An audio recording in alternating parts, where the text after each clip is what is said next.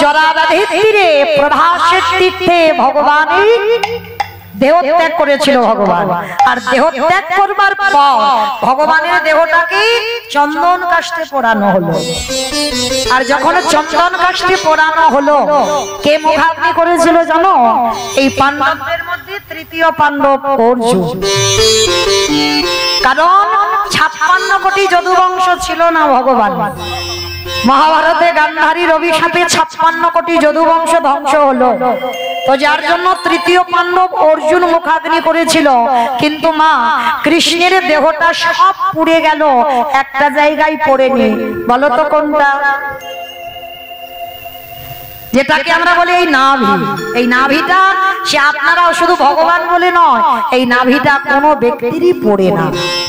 যখন আমাদের দেহটা পোড়ানো হয় কাঠে, সে কারেন্টে দিলেও বাবা নাভিটাকে পুড়বে না। ওই নাভিটাকে, যেটাকে সব বলা হয়, ওইটা এনে অনেকে মন্দির বানায়, আবার অনেকে গঙ্গায় ওটা বিসর্জন দেয়, পুঁতে রেখে দেয়। তো কৃষ্ণের নাভিটা যখন পুরলো না, দৈববাণী করেছিল প্রভাসের জলে ওই নাভিটাকে যেন ভাসিয়ে দেওয়া হয়। ওই নাভিটা ভাসতে ভাসতে গেল কোথায়? জগন্নাথ ধাম, পুরী ধাম। আরো একটা কথা বলি, জগন্নাথ দেখবার আগে সবাইকে কিন্তু একটা জিনিস দর্শন করতেই হবে, যেটা হলো ওই পুরী ধাম থেকে 90 কিলোমিটার দূরে যেটা হচ্ছে নীলমাধব। দেখবেন বাবা, কেউ 5-7 বার চলে গেছে জগন্নাথ দেব দর্শনে, কিন্তু একবারও হয়তো তার নীলমাধব দর্শন হয়নি। কিন্তু মনে রেখো, আদি জগন্নাথই হচ্ছে আমার নীলমাধব। কারণ ওই যে নাভিটা, যেটা ব্রহ্ম, ওইটা ভেসে গেল, নিয়েছিল কে? শবররাজ। আর শবররাজটাকে ওই জরাব্যাগ। যখনই জরাব্যাগ কৃষ্ণকে মারলো, আর যখন কৃষ্ণ গাছ থেকে পড়ে গেল, জরাব্যাগ ছুটে গিয়ে বলেছিল, প্রভু আমার হাতে তোমার মরণ হলো, আমি কত বড় পাপী। ভগবান বলে, তোমার সাধ্য কি তুমি আমায় মারবে? এই পৃথিবীতে একটা পাতা নড়ে, সেটাও আমার ইচ্ছাতে। তাহলে তুমি ভাবলে কি করে যে তুমি মেরেছো আমায়? কারণ আমি তোমাকে কথা রেখে দিয়েছি যে তোমার হাতে আমি মরবো। সেই যে বাবা বালির পুত্র অঙ্গ, যেদিন বালিকে নৃশংস ভাবে হত্যা করেছিল রঘুপতি রামচন্দ্র, আর সেদিন অঙ্গ প্রতিজ্ঞা করেছিল যে আমার বাবাকে যেমন মারলো, আমিও ভগবানের কাছে কায়দা করে বর চেয়ে নেব। যেদিন অঙ্গ কাঁদছে, রামচন্দ্র গিয়ে বলেছিল, অঙ্গ তুমি কাঁদছো তোমার পিতার মৃত্যুর জন্য? আজ আমি রঘুপতি রামচন্দ্র, আমি তোমাকে আদেশ দিলাম, বলো তুমি আমার কাছে কি চাও? অঙ্গদ বলেছিল, প্রভু আমি যেটা চাইবো তুমি আমায় দিতেই পারবে না। পারবো, আমি মর্যাদা পুরুষোত্তম রামচন্দ্র, আমার কথার কোনোদিন খিলাফ হয় না। আর এই রামচন্দ্র মর্যাদা পুরুষোত্তম কেমন দেখো, সীতামা ছিল না বলে দ্বিতীয় কিন্তু বিবাহ করেনি। সোনার সীতা তৈরি করে যজ্ঞে বসেছে, কারণ রামচন্দ্র যদি মনে করত তাহলে দ্বিতীয়বার বিয়ে করতে পারত। কিন্তু না, তিনি ছিলেন মর্যাদা পুরুষোত্তম ভগবান। সীতার বিহনে স্বর্ণ সীতা তৈরি করে যজ্ঞে বসেছিল, কিন্তু দ্বিতীয়বার বিয়ে করে। তো আজকে লক্ষ্য করেন, সেই অঙ্গদ বলছে, প্রভু আমি যা চাইবো তুমি দিতে পারবে না। কে বলেছে পারবো না? তুমি একবার চেয়ে দেখো। সেদিন অঙ্গদ বলেছিল, প্রভু তাহলে তুমি সত্য করো, আমি যা চাইবো তুমি তাই দেবে। সেদিন অঙ্গদ ত্রিসত্য করলো, আর সেদিন আমার রামচন্দ্র ত্রিসত্য করে বলেছিল, প্রভু মনে রেখো আমি যা চাইবো তুমি তাই দেবে। দাও হে রাজা, তোমার চরণে আমার নিবেদন, দিতে যদি হয় তুমি আমার একটা ধন দিও, আমি যেন নিজের হাতে আমি আমার পিতৃ হত্যা প্রতিশোধ নিতে পারি। আমি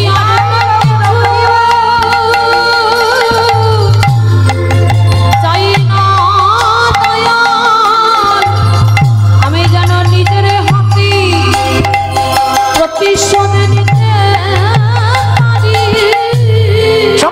আমার রামচন্দ্র, তুমি পিতৃ হত্যার প্রতিশোধ নিতে চাও? হ্যাঁ প্রভু, আমি চাই যে আমার বাবাকে মেরেছে আমি নিজের হাতে তাকে হত্যা করব। রামচন্দ্র বলল, দেখো আমার জন্মের আগে বাল্মীকি রামায়ণ তৈরি করে দিয়েছে, তোমার হাতে আমারও মরণ হবে না। তবে আমি কথা দিলাম আজকের নাই মরি, এই রাম অবতারই না মরি, কথা দিলাম যেদিন আমি বৃন্দাবনের কৃষ্ণচন্দ্র হব, যেদিন দ্বারকাধিপতি যেদিন আমি হব, আমি কথা দিলাম সেদিন তোমার হাতে আমার বংশটাকে আমি একেবারে ধ্বংস করব, তোমার হাতে আমি শেষেই প্রাণ ত্যাগ করব। তাই তো জরা ব্যাধির তীরে প্রাণ হারালো। যখনই জরা কাঁদছে তখনই জরাকে বলেছিল, জরা তুমি কেঁদো না, আবার আমি তোমার কাছে যাব, আবার আমি তোমার হাতে সেবা পাবো। প্রভু আবার তুমি আমার হাতে সেবা পাবে? বলো কবে? বলে কেন, আমি আসছি খুব তাড়াতাড়ি, তুমি জন্ম নেবে, তোমার নাম হবে সবর রাজ।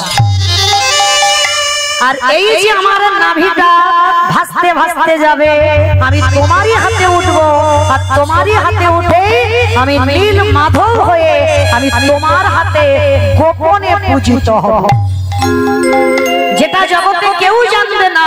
সবর তুমি শুধু একাই আমাকে পূজা করবে। ওই সবর রাজ যে নীলমাধব, যদি কেউ জান, কতজন দেখেছেন নীলমাধব? একবার হাতটা তোলেন। যারা দেখেছেন তাদের একটু বুঝতে সুবিধা হবে, আর যারা দেখেননি একটু অসুবিধা হবে। তো পরবর্তী দিনে অবশ্যই যাবে নীলমাধব দর্শন করতে।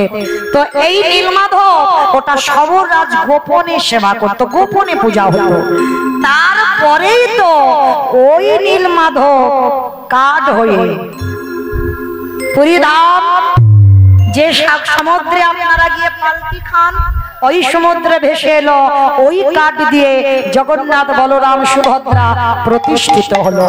কিন্তু প্রতিষ্ঠিত হলো বটে, নাভিটা রাতের অন্ধকারে ওই যে নীলমাধব, যেটা কৃষ্ণের নাভি ভেসে নীলমাধব হলো, ওই ব্রহ্মটা ভেসে গেল।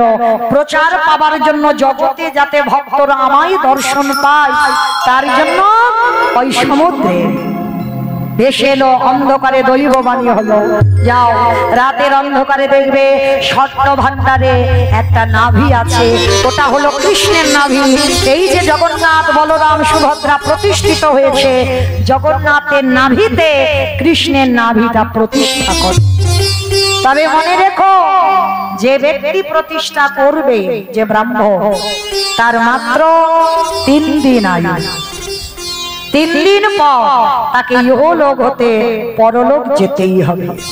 আজও কথিত আছে বাবা, 12 বৎসর অন্তর জগন্নাথের কাঠ বদলানো হয়, আবার নাভিটা বের করা হয়। যে ব্যক্তি নাভিটা প্রতিষ্ঠা করবে 3 দিন পরে তাকে চলে যেতে হবে। কেন হবে? এটাই কারণ আপনি যদি কৃষ্ণের নাভিটা হাতে ধরেন, অহংকার আসবে না? কোনো না কোনোদিন তো কারোর কাছে গল্প করবেন যে আমি কৃষ্ণের নাভি হাতে পেয়েছি, কৃষ্ণের নাভি হাতে ধরেছি। ভগবান বললেন ভক্তের মনে যাতে এই অহংকারটা না আসতে পারে, তার জন্য 3টে দিন এই ধরাই তাকে রাখবো, তারপরে তাকে আমি আমার করে নেব। নিতাই গৌর প্রেমানন্দে হরি বল, হরি বল। তাহলে প্রকৃত ভক্ত যদি ভগবানকে চায়, কাই মনোভক্তকে যদি কেউ চায়, সাক্ষাৎ ভগবান আমার তার হাতেই ধরা। দেখে ধরা দিল না, যে জরাব্যাধির তীরে মরলো, সেই জরাব্যাধের সেই জরাব্যাধ সবর রাজ হয়ে গোপনে একা সেবা পূজা করলো।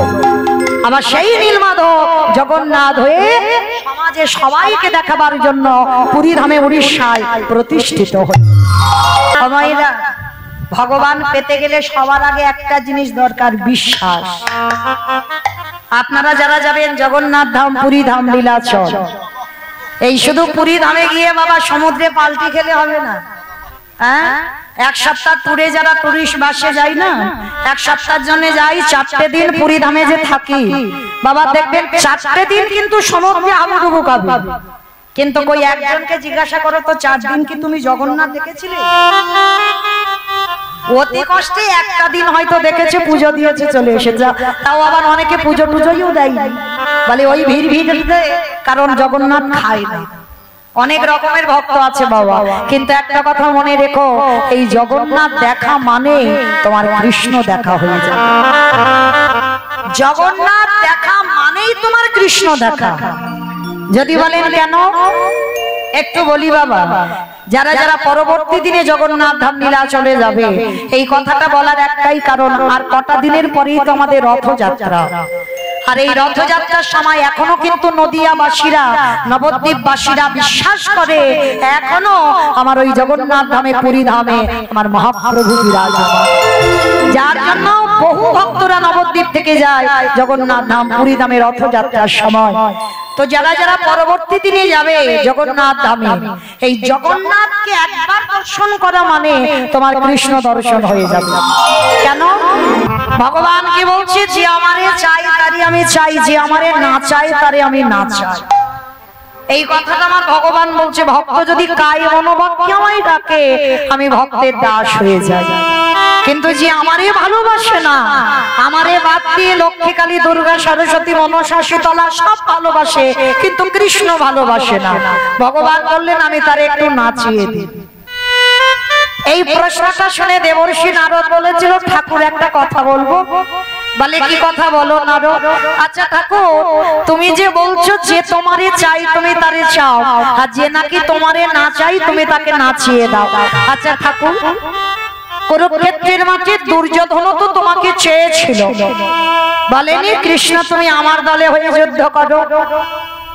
তাহলে তুমি দুর্যোধনের দল না ধরে তুমি পাণ্ডবদের দলে গেলে কেন? এই তো তুমি প্রশ্নেই তো বলছো যে আমারে চাই তারে আমি চাই। তাহলে দুর্যোধন তোমারে চাই, দুর্যোধন তোমাকে চাইলো, কিন্তু তুমি দুর্যোধনের দলে না গিয়ে তুমি পাণ্ডবদের দল ধরলে কেন? কথাটা শুনে আমার ভগবান একটু মুচকি হেসেছে। বলে না, আমি কোনোদিন মিথ্যা কথা বলি না, তবে তুমি যেটা দেখতে পাচ্ছ ঠিক। দুর্যোধন আমার একটা হাত ধরে বলেছিল কৃষ্ণ তুমি আমার হয়ে যুদ্ধ করো, আর ওদিকে তৃতীয় পাণ্ডব অর্জুন আমার একটা হাত ধরে বলেছিল কৃষ্ণ সখা তুমি আমার হয়ে যুদ্ধ করো।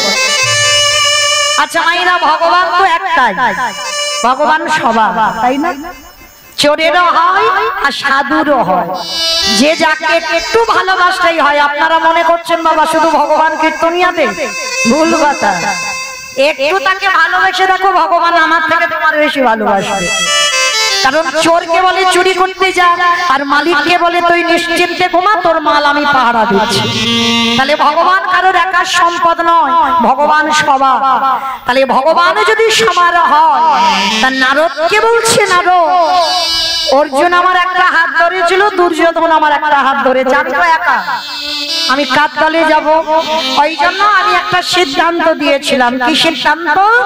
আমি ঘুমাবো, ঘুম চোখ খুলে আমি যার মুখ প্রথম দেখবো আমি তার দলে হয়ে যাব। আমাইরা এই কথাটা মন্দ নয়। বলে ঠিক আছে কৃষ্ণ, এই বুদ্ধিটা তুমি ভালো বের করেছো। তাহলে তুমি ঘরে গিয়ে ঘুমাও, ঘুম চোখ খুলে তুমি যার মুখ দেখবে তুমি তার দলেই যুদ্ধ করো। আর এই কথাটা শুনে বাবা দুর্যোধন সারা রাত ঘুমায়নি। কেন ঘুমায়নি? মনে মনে ভাবলো বাবা যদি ঘুমিয়ে পড়ি আর আমার উঠতে যদি একটু দেরি হয়, তাহলে তো কৃষ্ণের ঘরে অর্জুন আগে চলে যাবে, আর আমার ভগবান অর্জুনের হয়ে যাবে। তার থেকে আজকে আমি সারা রাত ঘুমাবো। একেবারে রাত থাকতে থাকতে ভগবানের ঘরে পৌঁছে গেছে দুর্যোধন। আর ভগবানের ঘরে গিয়ে পৌঁছে গিয়ে বাবা চারিদিকে শুধু খোঁজাখুঁজি করছে। কি খুঁজছে বলো তো? কৃষ্ণ, তুমি তো জানো আমি তোমার ঘরে আজকে আসবো, তুমি তো জানো আমি নিচে খুব একটা ভালো বসতে পারি না, তুমি আমার জন্য একটু চেয়ারের ব্যবস্থা করতে পারো? অপরাধ নেবেন না বাবা। এই যে এখানে কত গণ্যমান্য ব্যক্তিগণ আছে, অনেক অনেক ভক্তরা আছে বাবা, তবে কাউকে উদ্দেশ্য করে নয়, আমি আমার এলাকার কথা বলছি। যদি একটু চাকরিভূত করে বা একটু মাইনে টাইনে বেশি হয় বাবা, তাদের দেখলে মনে হয় যেন পা মাটিতে পড়ে, মানে ছেঁড়া তিরপলে বসতে বাবা তাদের পছন্দ নয়। বলে কীর্তনে গিয়ে কীর্তনিয়া কীর্তন গাইবে, আর আমি এত টাকা মাস গেলে মাইনে পাই, আর আমি একটা ছেঁড়া তিরপলে বসে কীর্তন শুনবো? কিন্তু মনে রাখতে হবে বাবা, বড় যদি হও আগে তোমাকে নিচু। আগে নত হও, সাধুগুরু বৈষ্ণব চরণে সম্মান দিতে শেখো, আগে গুরুজনদের শ্রদ্ধা ভক্তি করতে শেখো, তারপরে সমাজে যদি তোমাকে বড় বলে তবেই তুমি বড় হবে, তার আগে নয়। নিজেকে নিজে বড় বললে তো হবে না। তো দুর্যোধনের তেমন একজন ব্যক্তি ছিল, মনে মনে করছে কৃষ্ণ তুমি কি পারলে না আমার জন্য একটা সিংহাসনের ব্যবস্থা করতে? ভক্ত বাৎসল্য ভগবান অন্তর্যামী অন্তরে শুনতে পেয়ে ভগবান যেখানে ঘুমাচ্ছিল মাথা থেকে বাবা একটা স্বর্ণ সিংহাসনের ব্যবস্থা করেছে। রূপ নয়, তামা নয়, স্টিল নয়, কাঠেরও নয়, লোহারও নয়, স্বর্ণ সিংহাসন। আর যেই না স্বর্ণ সিংহাসনের ব্যবস্থা করেছে দুর্যোধন দেখে বলে উঠল কৃষ্ণ তুমি আমায় এত ভালোবাসো, আজকে তুমি আমার বসবার জন্য তুমি স্বর্ণ সিংহাসনের ব্যবস্থা করেছো। বাহ, এই না হলে তুমি আমায় ভালোবাসো। দুর্যোধন বসেছে বাবা। আর দেখবেন অনেক অনেক মানুষের একটা অভ্যাস আছে, এটাও কাউকে উদ্দেশ্য করে বলছি না, দেখবেন বসার সঙ্গে সঙ্গে বাবা একটা পায়ের উপর একটা পা তুলে দেন, এতে সে মাটিতে বসলেও দেখবেন বাবা এই বসার ভাব দেখলে মনে হবে তার হৃদয়ে একটা আভিজাত্য ভাব আছে। অনেকে আছে বাবা বসলেই দেখবে একটা পায়ের উপরে পা তুলে দেয়, আবার শুধু পা তুলে দেবে না বাবা, পাটা দেখবেন ঝিরঝির করে নাড়ায়। তা দুর্যোধন অহংকারী যেই নাম পাটা নাড়াচ্ছে আর পায়ে থেকে ধুলোগুলো উড়ে উড়ে ভগবানের মাথায় পড়ছে। বিশ্বের স্রষ্টা মালিক ভগবান যার ইচ্ছাতে জগতে চলে সেই ভগবানের মাথায় পড়ছে পদধূলা। স্বর্গের দেবতারা বলে উঠল দুর্যোধন তোমার এই অহংকারের জন্য খুব তাড়াতাড়ি তোমার পতন অনিবার্য। তোমার মতো পাপিষ্ঠর পদধূলা আমার কৃষ্ণের মাথায় পড়ছে। আর ওই দিনটা বাবা অর্জুনের এত কালের ঘুম এলো, এক ঘুমে সকাল। আর যেই না সকালের কাকপক্ষী ডেকে উঠেছে, ছমকে উঠেছে, মনে মনে করছে তাই তো আজকে তো আমার সখার কাছে যাওয়ার কথা, আমি তো কথা দিয়েছিলাম, আর যে আগে যাবে যার মুখ আগে দেখবে কৃষ্ণ তার হয়ে যাবে। তাড়াতাড়ি করে আর কোনো দিকে দেখেনি বাবা, ছুটে গেছে কৃষ্ণের ঘর। আহা, এই জায়গাটা একটু আস্বাদন করবে। কৃষ্ণের ঘরে গিয়ে দেখছে বাবা দুর্যোধনের পাদুকা দুটো খোলা। বুঝতে পেরে গেছে কৃষ্ণ আর আমার হবে না, ও যে দুর্যোধনের হয়ে গেছে। তবু যাই একবার শেষ বেলার মতো আমার সখাকে দেখি আসি। প্রবেশ করে দেখে না কৃষ্ণ এখনো ঘুমাচ্ছে, আর মাথার দিকে দুর্যোধন পাটা নাড়াচ্ছে, আর মনে মনে অহংকারে বলছে অর্জুন দেখলে তো আজকে তুমি এমন ঘুম ঘুমিয়েছো, এবার তো কৃষ্ণ আমার দলে হয়ে যুদ্ধ করবে। অর্জুনও কিন্তু ওটাই জানে কৃষ্ণ আর আমার হবে না, দুর্যোধনের হবে। আর অর্জুন গিয়ে বসবে কোথায় জানো? ভগবানের পাটা যেখানে আছে ওইখানে ছোট্ট একটা কুশের আসন পাতা আছে। অর্জুন গিয়ে বসেছে বাবা কুশ আসনের উপরে। আর যারা কাঙাল হয় তাদের কোনো আভিজাত্য, তারা চায় না যে ভালো জায়গা চাই তারপরে বসবে।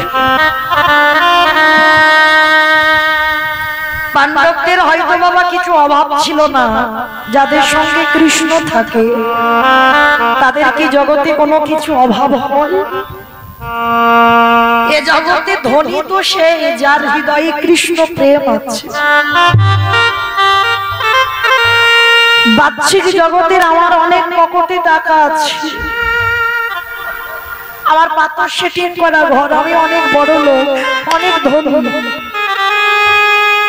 ও ধনেতে কোনো কাজ হবে না বাবা।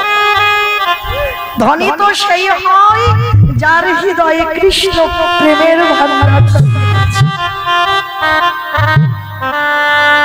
যার একবার কৃষ্ণ নামে নয়নে বাড়ি ঝরে, যার কৃষ্ণ নামে যার হৃদয়টা দুলে ওঠে। অর্জুন গিয়ে কুশাসনে বসে দেখছে কৃষ্ণ এখনো ঘুমাচ্ছে, সখার চরণ দুটো বুকে ধরেছে, সখারি ওরে আয়া কি দেখো,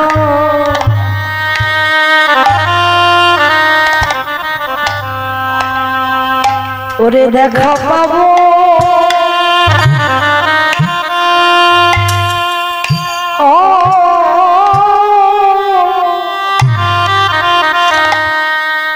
পাবো না,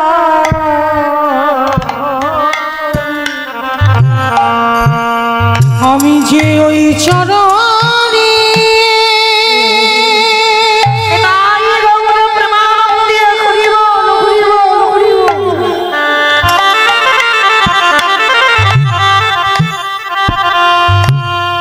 আমি যে ওই চরণে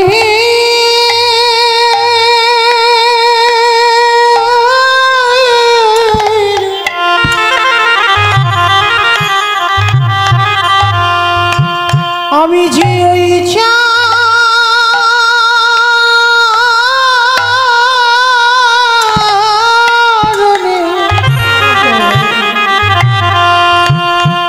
চরণের বড়ই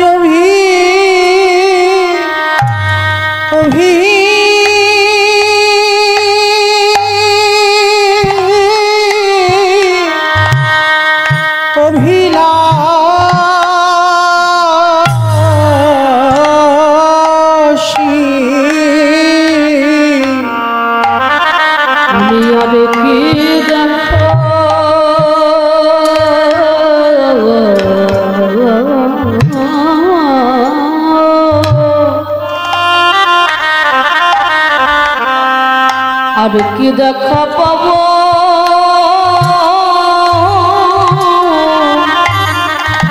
ও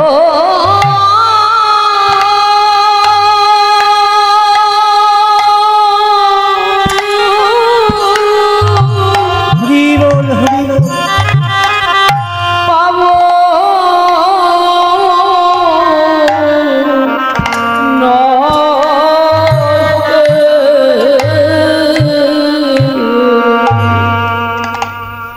কৃষ্ণ রে হরে কৃষ্ণ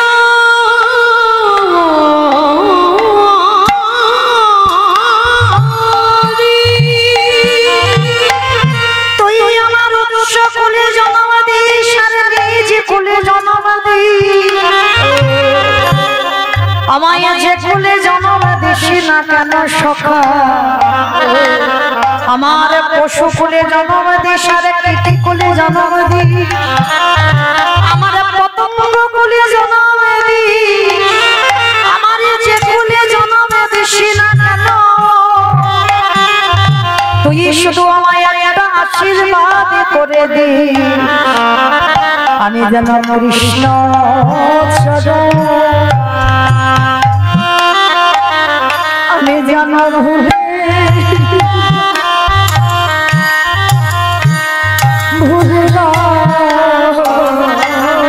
আমার যে কুলে জন্ম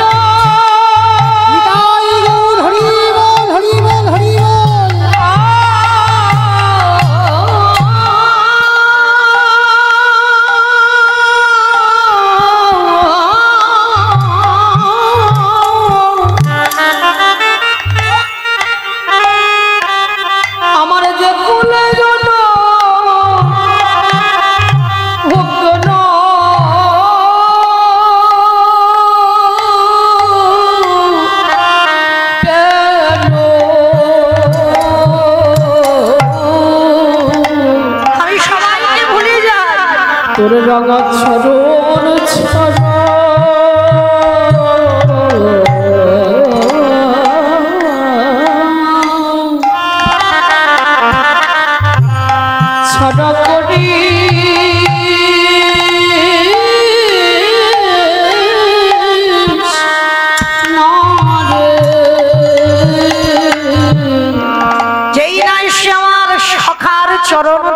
বক্ষে ধরেছে। ভগবান এক জায়গায় তো দুর্বল গো, বলো তো কোন জায়গায়? ভগবান দুটো বস্তু সহ্য করে না, একটা হলো ভক্তের অহংকার, আরেকটি বস্তু হলো ভক্তের চোখের জল। আর একজন ভক্ত যদি চোখের জলে আমার গোবিন্দ চরণ ধোবাতে পারে, আর কি আমার ভগবান থাকতে পারে? একেবারে ঘুম চোখটা খুলে অর্জুনকে একেবারে বক্ষে জড়িয়ে ধরেছে, আর অর্জুনকে বক্ষে ধরে বলল সখা। যেই না সখা বলে জড়িয়ে ধরেছে, দুর্যোধন পিছন থেকে বলে উঠল কৃষ্ণ এইটা তুই কি করলে? আমি তো তোমার ঘরে আগে এসেছি, তার মানে তুমি আমার দিকে তাকাবে, তুমি আমার পক্ষে হয়ে যুদ্ধ করবে, একেবারে অর্জুনকে জড়িয়ে ধরলে কেন? বলে আরে পাগল, আমি তো কোনোদিন বলিনি যে আমার ঘরে আগে আসবে। আমি বলেছিলাম ঘুম চোখ খুলে আমি যার বদনে প্রথম দর্শন করব, আমি তার সঙ্গে যুদ্ধ করব, তার পক্ষে থাকব। তাহলে ঘুম চোখ খুলে কেউ কি মাথার দিকে আগে তাকায়? সবাই বাবা ঘুম চোখ খুলে আগে আমরা পায়ের দিকে তাকাই। আর অর্জুন বসেছিল তো পায়ের দিকে, আর যেই না পায়ের দিকে তাকিয়েছে, এই কথাগুলো শুনে নারদ মুনি খিলখিল করে হেসে উঠেছে। বলে ঠাকুর সত্যি করে একটা কথা বলবে? তুমি সত্যি করে বলো তো, তুমি কি ওই ঘরে ঘুমাচ্ছিলে? সত্যি করে বলবে তুমি কি ঘুমাচ্ছিলে?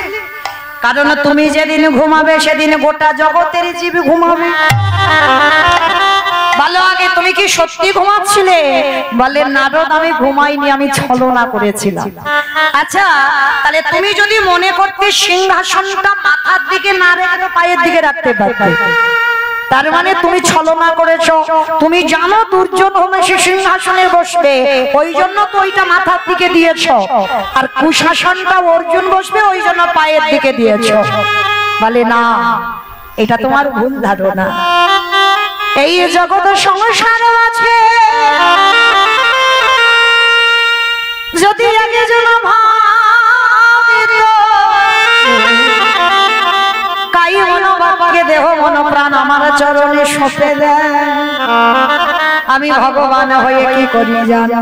আমি জনমে জনম আমি তার হয়ে যায়।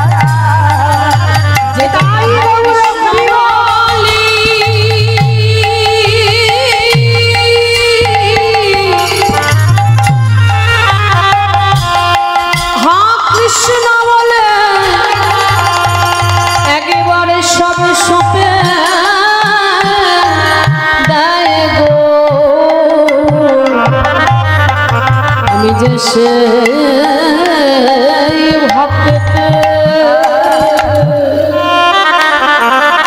ভক্তের হয়ে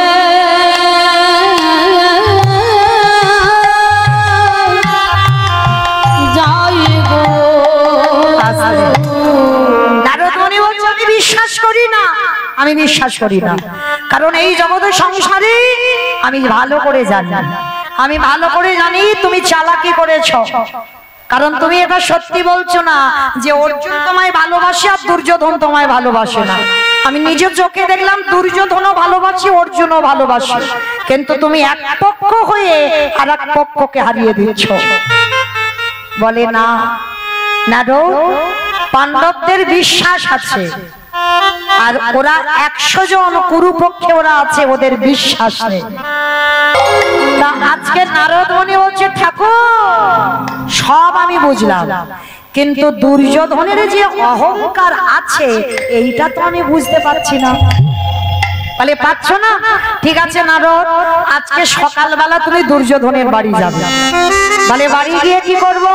বলে গিয়ে একটা ছোট সুচ দিয়েছে মা, আমার শুচ্ছে না তো, ছোট্ট একটা সুচ দিয়েছে, আর ভগবান ওই সুচের ছিদ্র দিয়ে একটা বিশাল বড় হাতি এপার থেকে ওপার করে।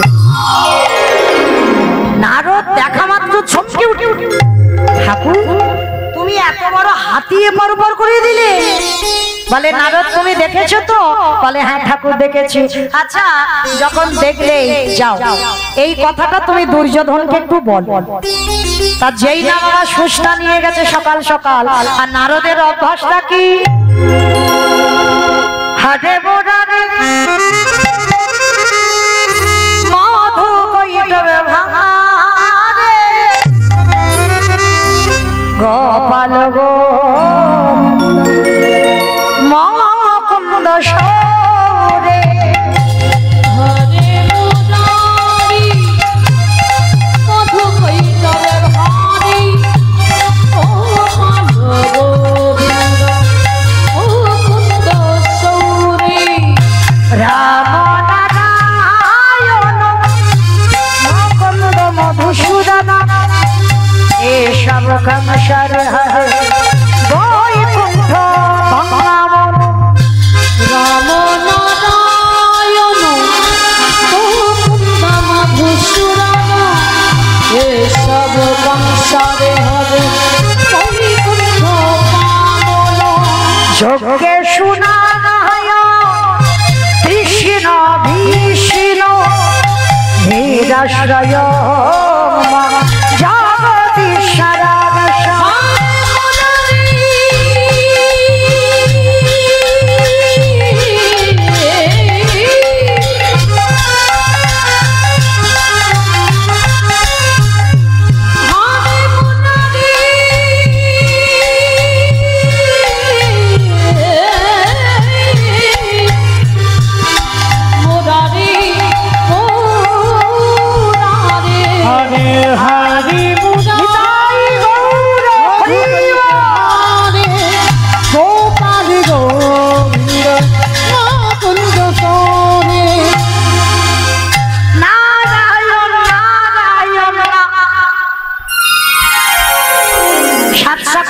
দুর্যোধনের বাড়ি এসেছে, এসে ডাক দিচ্ছে দুর্যোধন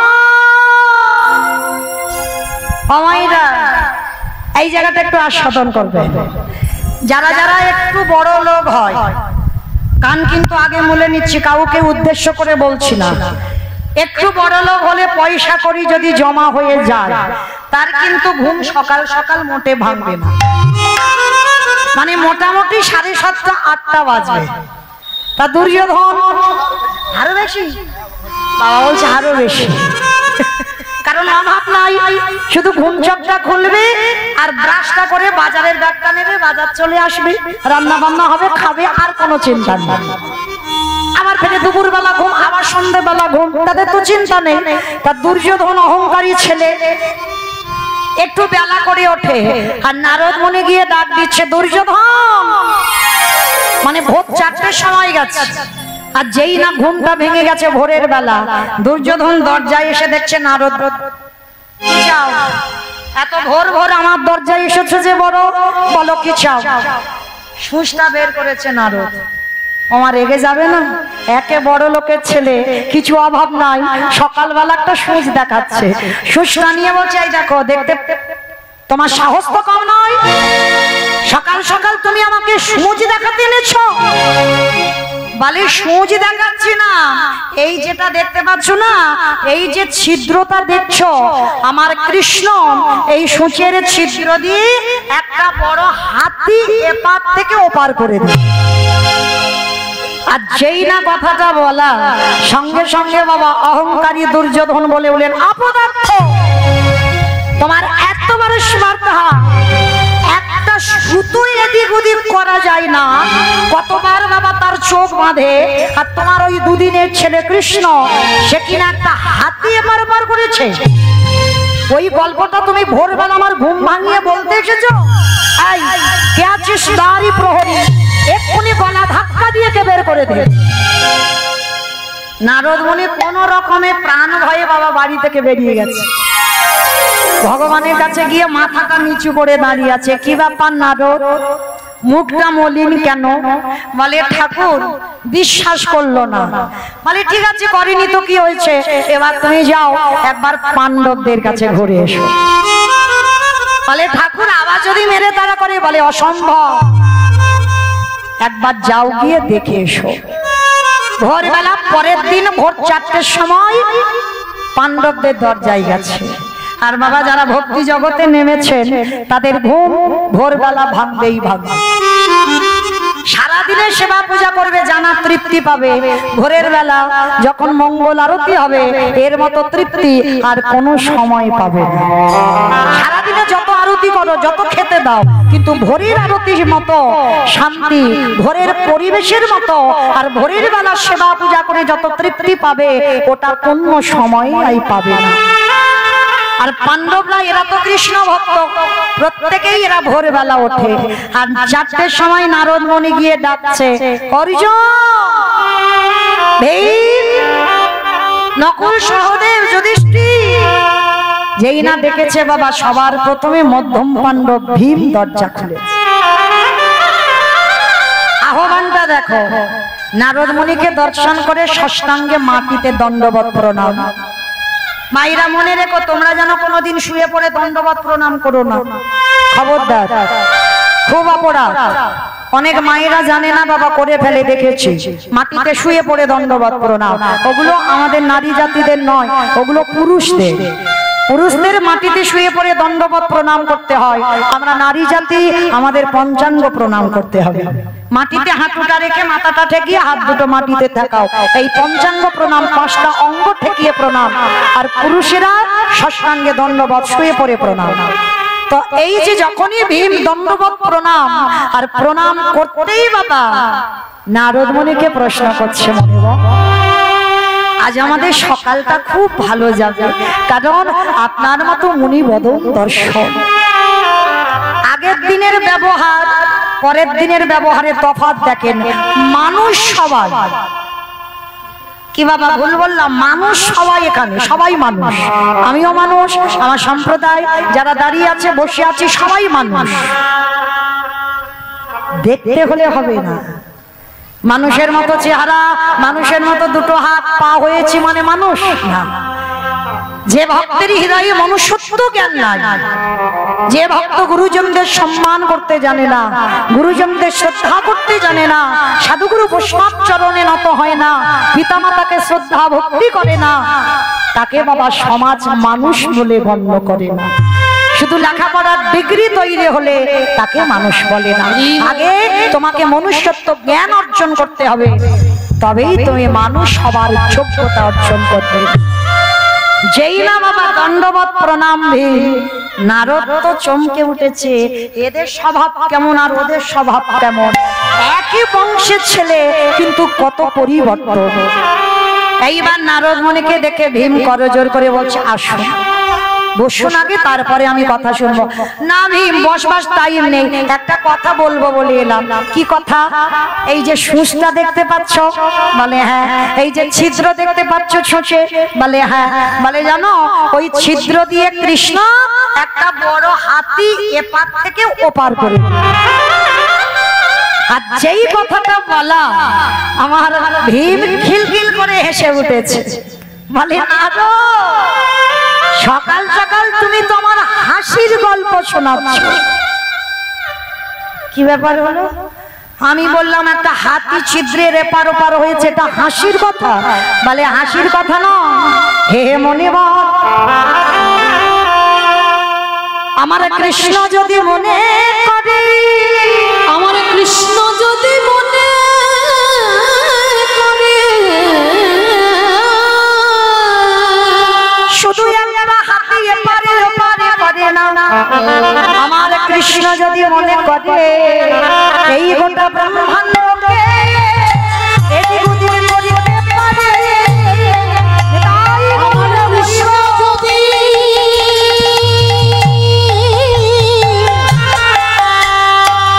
মনে করে এই ব্রহ্মাণ্ডটা এদিক ওদিক করতে পারে। কি বললেন? ছিদ্রের হাতি না, কৃষ্ণ যদি মনে করে এই গোটা বিশ্ব ব্রহ্মাণ্ডকে ছিদ্রের এপার থেকে ওপার করতে পারে। আর তুমি তো একটা হাতির গল্প শোনাচ্ছ, তাহলে এটা হাসির গল্প হলো না? নারদ মুনি চমকে উঠল। এবার আমি বুঝতে পারলাম কেন আমার কৃষ্ণ দয়াময় পাণ্ডবদের হলো আর কেন আমার কৃষ্ণ 100 জনদের হলো। কারণ ওদের বিশ্বাস নেই আর এদের যে হৃদয়ে পরিপূর্ণ বিশ্বাস। কারণ হাতি নয়, কৃষ্ণ মনে করলে বিশ্ব ব্রহ্মাণ্ডকে এদিক ওদিক করে। এইবার নারদ মুনি বলছে ঠিক আছে এবার তাহলে আসি। দাঁড়াও দাঁড়াও, চলে তো যাচ্ছ, আমার ভগবানের কাছে তো তুমি থাকো। হে মনিব, তোমার কাছে আমাদের পাণ্ডবদের একটা নিবেদন, তুমি কৃষ্ণের সনে যদি রাধা খাও, আমার কৃষ্ণকে একটা কথা বলে দিও।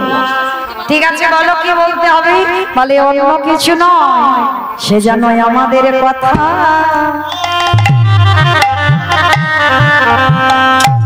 যেন ভুলে না।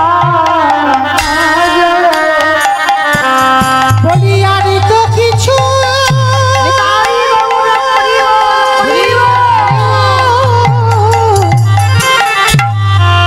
বলি আর তো কিছু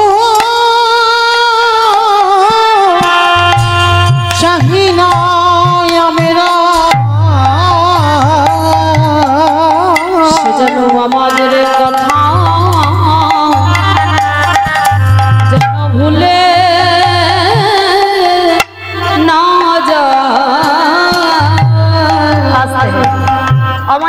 আপনারা আমরা তো ভগবানের কাছে চাই ঠাকুর এটা দাও, ঠাকুর ওটা দাও, ঠাকুর ছেলে ভালো থাকুক, স্বামী ভালো থাকুক, চাকরি হোক, এগুলো চাই। কিন্তু না, পাণ্ডবরা চেয়েছিল কিচ্ছু দিতে হবে না, শুধু যেন কৃষ্ণ আমাদের কথা একটু মনে রাখে। আর আমরা যে কুলেই যাই না কেন আমরা যেন বদন ভরে ওই গুরু চরণের হৃদয়ে ধরে কৃষ্ণ কৃষ্ণ রে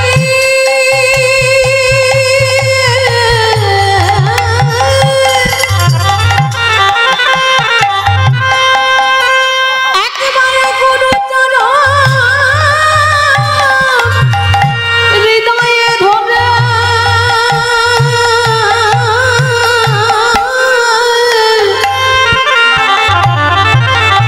কৃষ্ণ তোমার হলাম বলে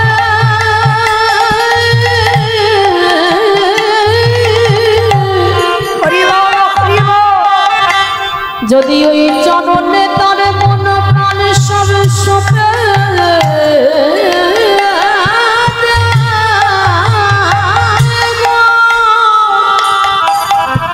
আমার কৃষ্ণ দয়াময়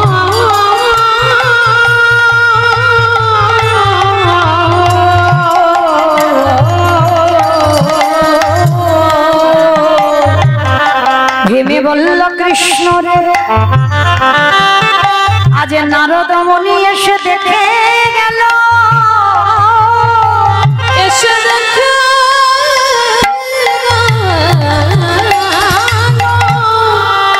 আমাদের কাছে তো কিছু নাই কৃষ্ণ। ওরে কৃষ্ণ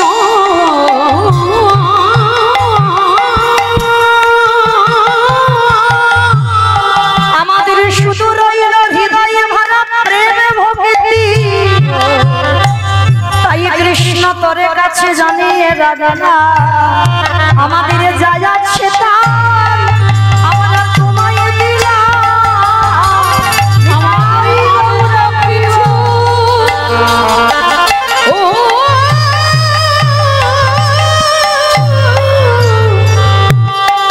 নানা আর তো কিছু দেবার নাই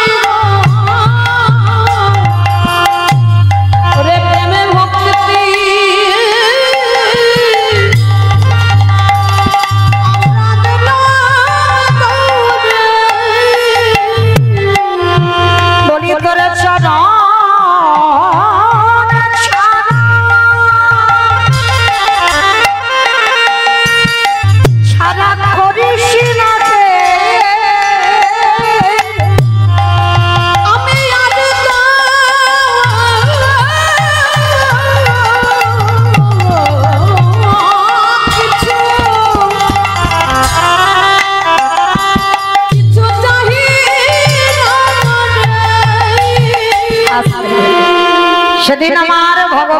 বুঝতে পেরে গেল পাণ্ডবদের ভক্তি ছিল আর 100 জনদের ভক্তি ছিল না।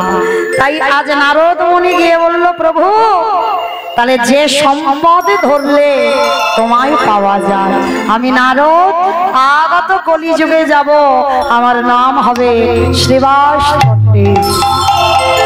প্রভু ওই শ্রীবাস পণ্ডিত হয়ে যেদিনই যাব, তুমি কথা দাও পৃথিবীতে 1000 লাখ কোটি ভক্ত থাকলেও তুমি কথা দাও আমার আঙিনায় বসে তুমি আমার সামনে তুমি এই হরিনাম সংকীর্তন গাই। তাই সেই চৈতন্য মহাপ্রভু একটা দিনে যে দিনটা ছিল বাবা একাদশী তিথি, এই যে হরিনাম যজ্ঞ আপনারা করেন, আপনারা শোনেন, এই হরিবাসর প্রথম শ্রীবাস অঙ্গনে হয়েছিল একাদশী তিথিতে, যেটা হচ্ছে হরির বাসর। তো একাদশী তিথি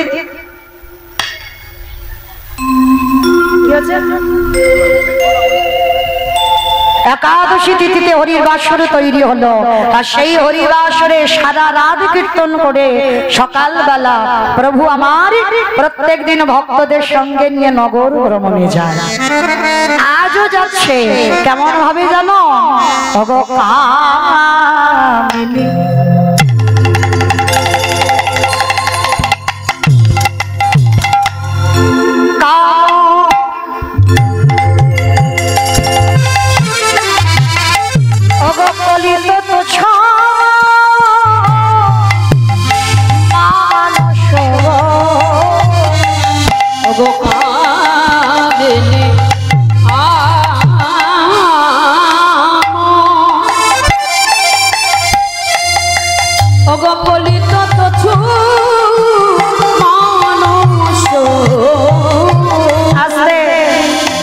বৈষ্ণব পদাবলীগুলো বাবা আমাদের শুনতে হবে, যাই করি না কেন।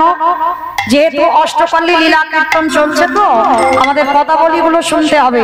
কামিনী কাম মানে কামিনী মানে নারী জাতি।